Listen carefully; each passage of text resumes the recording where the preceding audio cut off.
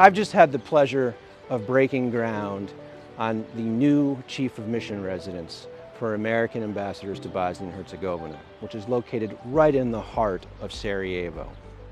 Now, I'm not going to have the opportunity to live here myself, but my successors will, and they will be focused on what I have been focused on and what my predecessors have been focused on for the last 30 years.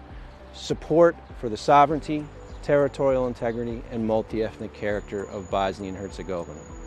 Working to ensure effective, efficient, and accountable governance at all levels in BIH so that the citizens benefit. And lastly, working to help the country move towards integration into Euro-Atlantic institutions. It's a good day for the United States.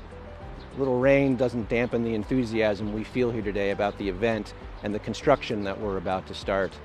And it'll be a good day for Bosnia and Herzegovina because the United States is going to stand with you now and always.